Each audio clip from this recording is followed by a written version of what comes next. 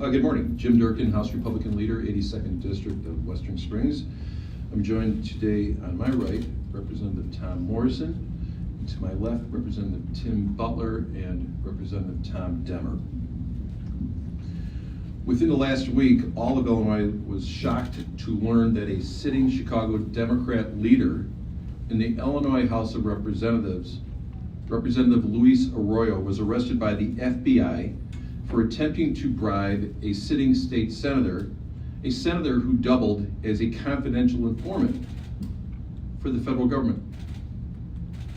Breathtaking, but only in Illinois. Illinois government has sunk to an even lower low. A crisis of confidence has never been more profound. We are here today to do more than just talk about the problem. We're here to say that something needs to be done immediately, specifically when we return to veto session next week in Springfield. Today we have introduced a number of government reform bills that are a direct response to the wrongdoings we have learned from the current federal investigations. At this time, I will turn the mic over to Deputy Minority Leader Tom Demmer to go through each one of the bills which were introduced this morning. Tom? Thanks, Leader Durkin. Tom Demmer, State Representative from the 90th District in Dixon. Today we are expanding a number of ethics reform pieces of legislation we first introduced last week in light of the federal investigations that have plagued Springfield for the past several months. We said at the time of introducing the first bill that it's very important that we take both short-term action during this veto session to show the people of Illinois that we're serious about ethics reforms, as well as continuing the longer-term discussion about the importance of changing the culture in Springfield that has led to so many of these ethical lapses to begin with. So today we've introduced 5 pieces of legislation I'd like to share with you. The first is House Bill 3954 that will provide for a revised statement of economic interests and include far more details about the economic interests that elected members of the General Assembly have. Today's forms tell very little about the ownership stakes, the financial interests that a member might have, and where conflicts could exist on legislation that they're voting on. This improved statement of economic interests has in the past received bipartisan support. We hope that it will again in the future. We're also introducing House Joint Resolution Constitutional Amendment 36, which would require a special election to fill vacancies in the General Assembly. Today we have a circumstance in which former Representative Arroyo recently resigned amid federal corruption charges, only to then be still a part of the selection process to choose a successor for the seat from which he just resigned from. We think that this and other examples through the years have shown that for a replacement of a member of the General Assembly, it would be best to allow the citizens of that district to vote to elect a new member to fill a vacancy. We're also introducing House Resolution 588, which would allow a bill that has 5 co-sponsors from each party. So a bill that has demonstrated bipartisan support would allow that bill to receive an up or down vote in a committee, in a substantive committee. This is important because, as we've heard in a recent federal investigation related to Senator Sandoval, there were proposals that were offered that he, as the chair of the Transportation Committee, would never allow to come for a vote, and was able to exercise really an undue amount of influence over legislation. Bills that have sufficient bipartisan support should be given the opportunity for an up or down vote. That's not currently the case in Springfield, but with House Resolution 588 in place, we wouldn't have individual power brokers who could kill a bill individually anymore. We also introduced, just last week, we introduced House Bill 3947, which would prevent any sitting member of the General Assembly from being a paid lobbyist for a unit of local government. Again, this is a circumstance that came to light amid the federal investigation into Representative Arroyo, showing that while sitting as a member of the General Assembly and voting on legislation that related to, for example, sweepstakes games in Illinois, he was also a paid lobbyist for a sweepstakes company lobbying the city of Chicago. So this would prevent members of the General Assembly or their spouses from serving as paid lobbyists to the units of local government.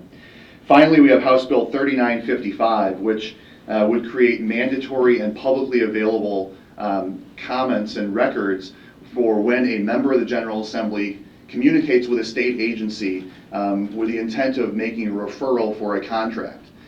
Today, under state law, if a state agency has an active procurement, active bid out, and a member of the General Assembly contacts them to advocate for a specific vendor, that communication is simply recorded as an ex parte communication. However, we know that members of the General Assembly may reach out in other circumstances and offer an endorsement or a recommendation of a specific vendor for a contract outside of the procurement process.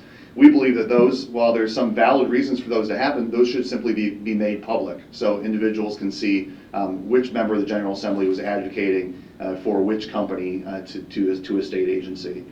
So again, we're focused on these specific bills because they have a tie to ongoing federal investigations.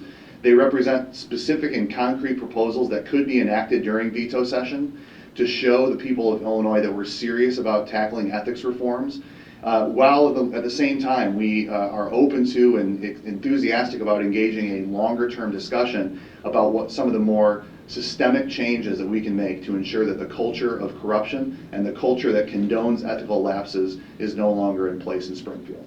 Thanks. Tim or Tom, you looking to say that? Yeah. Just very briefly, as I talk to constituents, so my district is in Cook County, and they're watching the news on a daily basis and extremely frustrated. We all know that Illinois faces enormous challenges as a state, fiscal challenges, but when you add on top of it the corruption, the charges of corruption, the ethical lapses, it just creates even more frustration, and it's just another black mark on the state of Illinois and another reason why people would consider the state rather than coming here and working with us to fix our problems and move forward as a state. So I strongly support this legislation and urge its passage. Thank you. Tim Butler, State Representative from the 87th District. Just to allude to what Representative Demmer said, I mean, time is of the essence of this. We're in session for 3 days next week, and then we'll be gone for 2 months. We won't come back until mid-January. And we have some concrete proposals in front of us that I think can address some of the situations we've seen.